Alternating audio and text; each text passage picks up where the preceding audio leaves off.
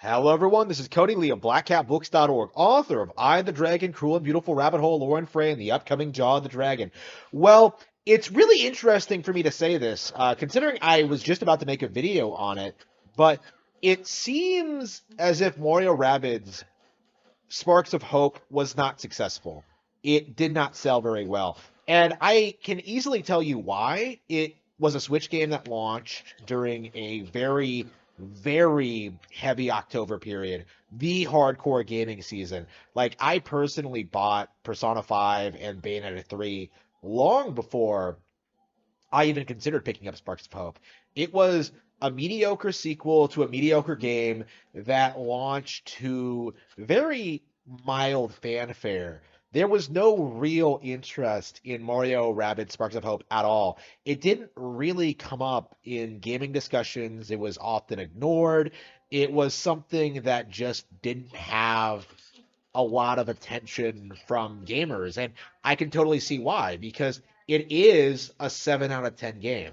Like, whereas most Nintendo games, I would say, are like 8, 9, or 10, Mario Rabbids is a 6 or a 7 for me. I don't like the way these games look. I don't like the way they're structured. I don't like the way that they the way the stories are handled. I don't like the sense of humor. Like, there's all these very real problems with Mario Rabbids Sparks of Hope that is this a mini game? Fuck.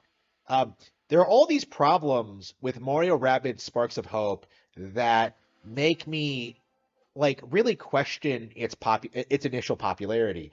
I think the original Mario Rabbids was a unique Mario game that got a lot of attention on day one, purely purely because it was very early on in the Switch lifespan, and a strategy game like it hadn't really come out yet. We hadn't gotten a Fire Emblem game yet. We hadn't gotten like even Mario Odyssey hadn't come out yet. Like Kingdom Battle was something a little bit different, something unique, and it was refreshing. So even if like you weren't wild about the game, like most people weren't wild about the game, I wasn't wild about the game. You finished it, right? You tried it, and maybe it was okay, maybe you enjoyed yourself, but it wasn't like the best game of the year or anything. It didn't win any Game of the Year awards. There was nothing really to keep it relevant. And honestly, it was one of those games that made me really surprised that they decided to produce a sequel. I thought I thought that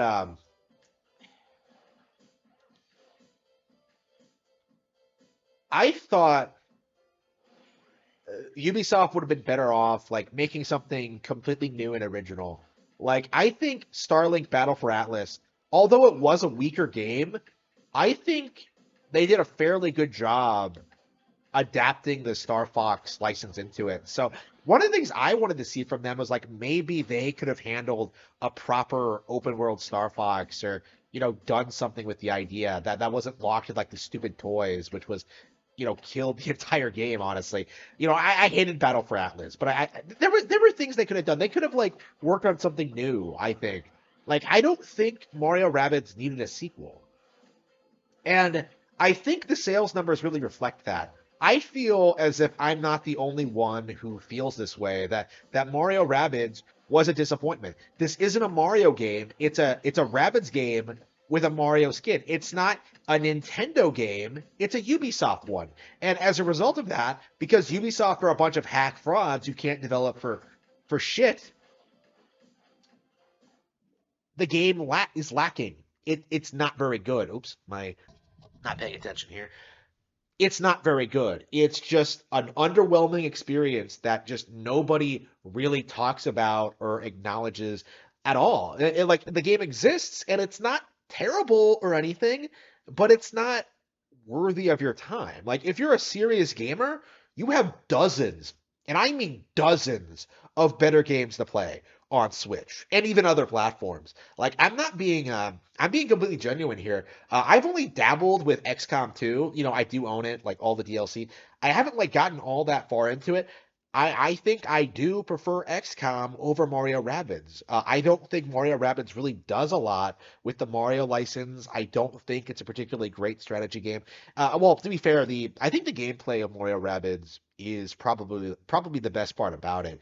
It's something that I would defend at any rate. It's a big reason why I was kind of iffy, like criticizing Sparks of Hope initially, because like I kind of like the map design. I kind of like the new mechanics. I kind of like the design of Peach's gun. I kind of like some of the gameplay changes. Like again, this is why it's so disappointing for me to say this. This is why it's so.